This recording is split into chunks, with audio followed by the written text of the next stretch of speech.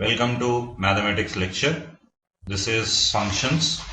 Now before we proceed with the contents of this lecture, have a word functions. This is one of the so important topics of mathematics which works us for two different calculus part of mathematics. One is the differential calculus and the other one is integral calculus. These two parts play a major role in mathematics which deals with the functions and their characters.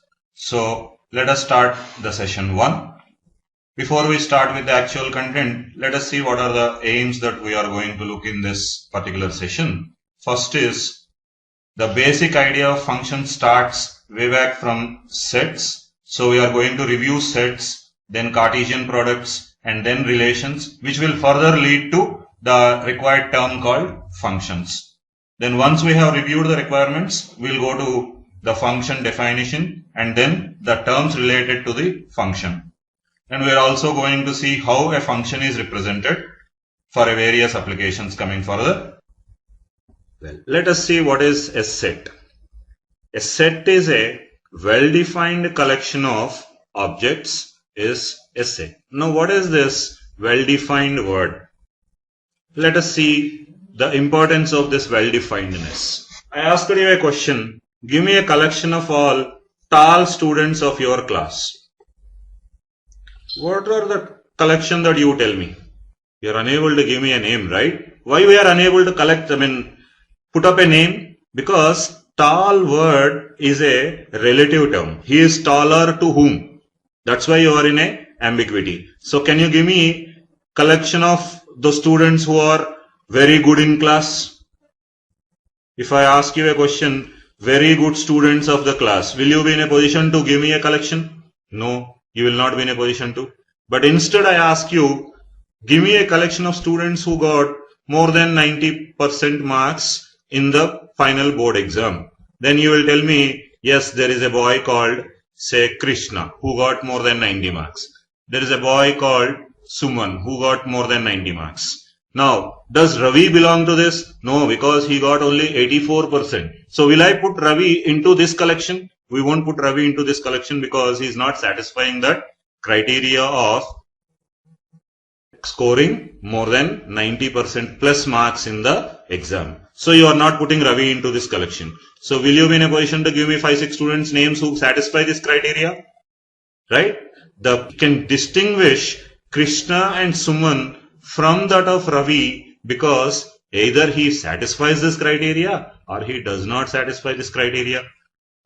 The ability for an element to satisfy a given criteria is called well-definedness, whereas that is not present in these two terms, taller or very good. These kind of words will not be in a position to be satisfying a given criteria. Let's check one more example.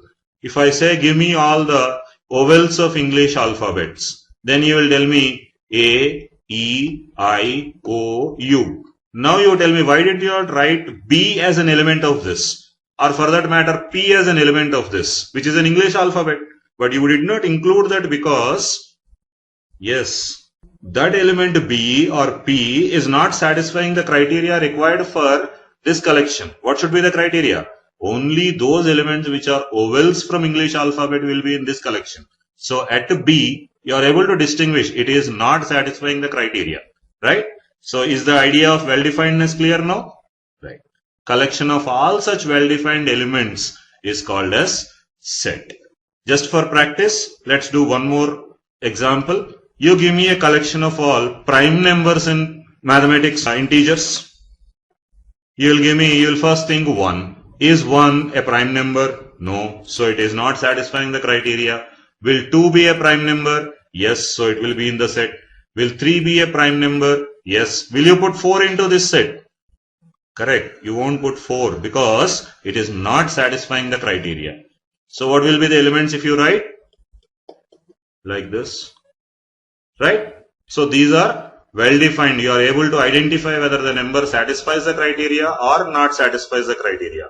So shall I say this is a well defined collection?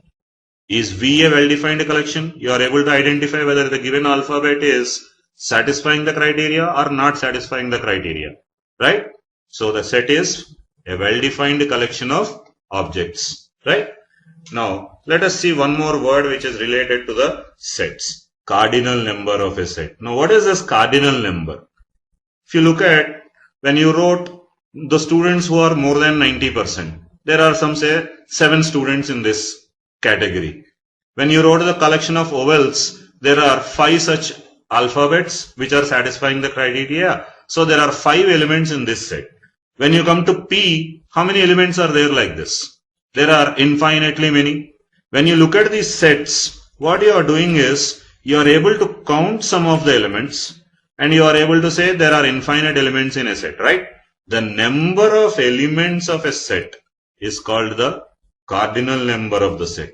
Now, if I take V, how many elements are there in V? V, which is consisting of A, E, I, O and U, is having 5 elements in it, right? This 5 is called the cardinal number of V, and we denote it as N of V, number of elements in V. Now, when you wrote such 5 students' names in 90+% category, what is cardinal number of that more than 90% students set? There are 7 such students who are satisfying the criteria, right? Now look at the important observation. How many number of elements are there in the set P, which is collection of all prime numbers here? There are infinitely many numbers, right? So what is my observation is there are some sets which has only a finite number of elements, and there are some sets which have infinite number of elements, right? So depending on the cardinal number which gives me the number of elements in a given set, some sets are finite sets and some sets are infinite set. The set which is having a finite number of elements is called finite set, and the set which is having infinite number of elements is called infinite sets, right? So what does a cardinal number give us? Cardinal number gives us the number of elements in the given set, right?